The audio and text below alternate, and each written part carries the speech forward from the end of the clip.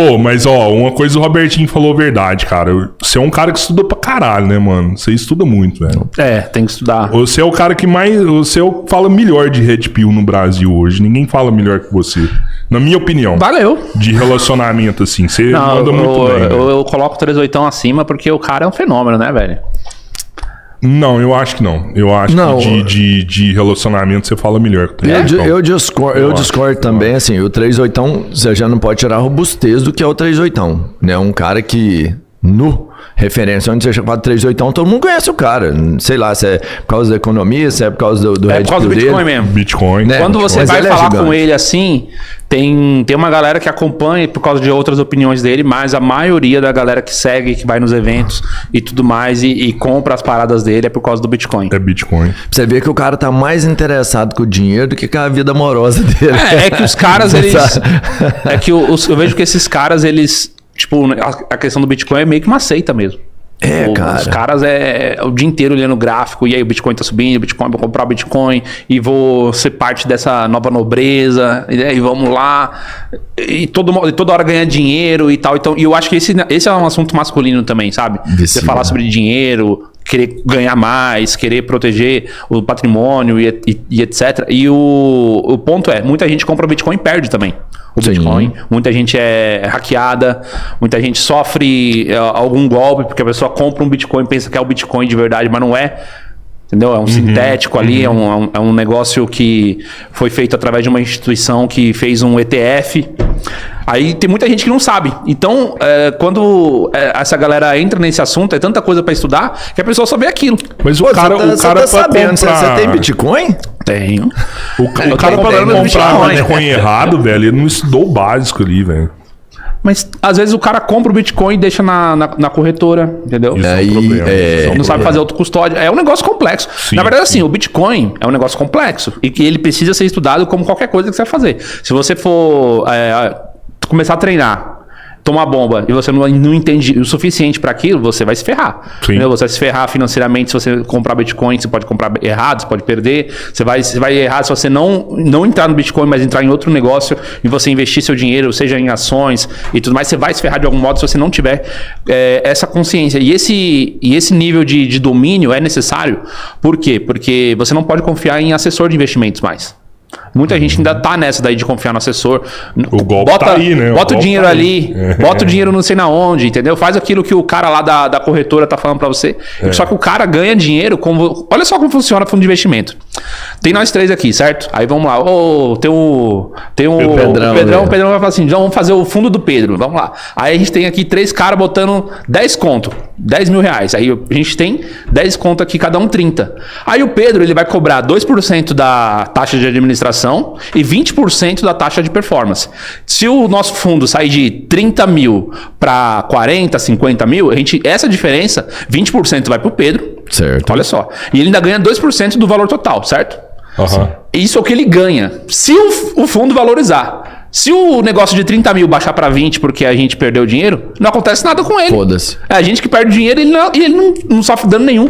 Olha que bagulho da hora, né, velho? Que negócio maravilhoso. Mó job especializada, né, mano? O cara seu sócio deve estar extremamente orgulhoso de você agora. Ele fez um vídeo exatamente falando isso essa semana. E inclusive ele falou assim, 38, eu concordo com você. Ele perdeu grana nos investimentos dele, não deu a grana que ele esperava.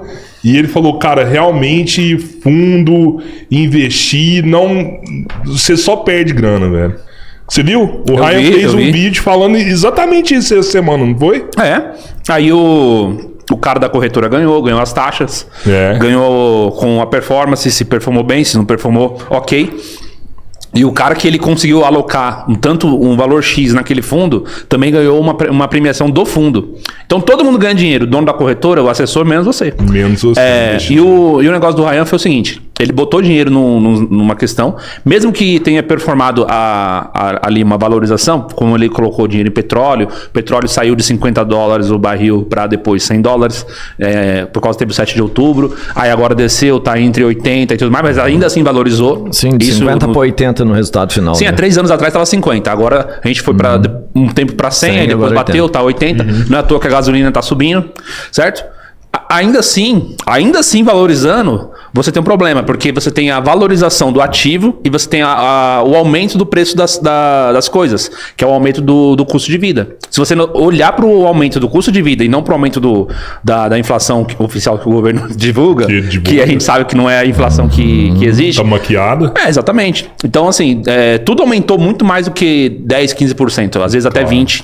Tudo aumentou. Bem então, mais. assim, aumentou a comida, aumentou a energia, né? Energia desde petróleo, derivados e tudo mais. Aumentou vários ativos aí, a gente já viu que não conseguem chegar perto dessa valorização, só o Bitcoin. Só o Bitcoin consegue bater essa valorização. Até mesmo porque, se a gente for analisar, é da natureza do Bitcoin ser uma reserva, muitas vezes.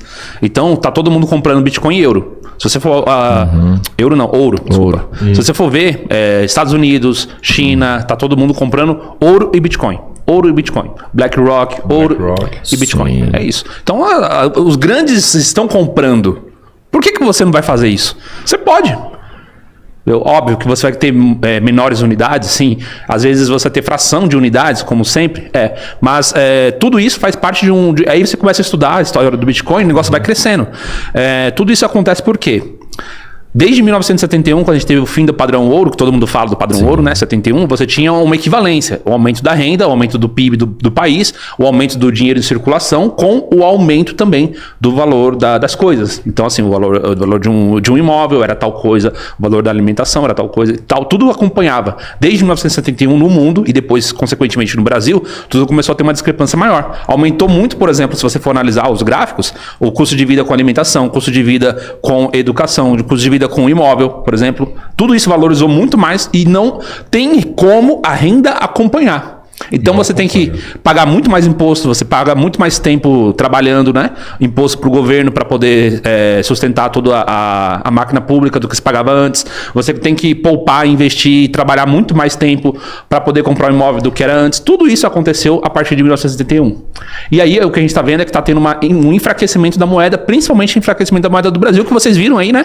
A moeda da Argentina está muito melhor do que a nossa. Ela tá indo e a nossa tá. Assim, ela tá. A nossa tá voltando, né? Não, e sabe o que é o foda? Tá voltando, sabe o que é o foda? O foda é o seguinte: a gente tem um cara chamado Lula. Mano, o pessoal sempre falou que o Lula era mentiroso. Não é sério. O Lula sempre foi falado que o cara era mentiroso. Não sei, não foi comigo, não vi nada. Não é não? Mas o Lula é um cara que ele tá falando a verdade. Talvez. A maior verdade que o Lula falou, ele falou no ano passado, em 2022, quando ele ganhou a eleição. Eu vou gastar tudo, velho. Eu vou gastar todo o dinheiro. E o pessoal pensou que ele tava mentindo, entendeu? Não, eu vou gastar mesmo. Você não tá entendendo. Vou retomar com todo tipo de obra. Vou aumentar o nível de gasto, entendeu?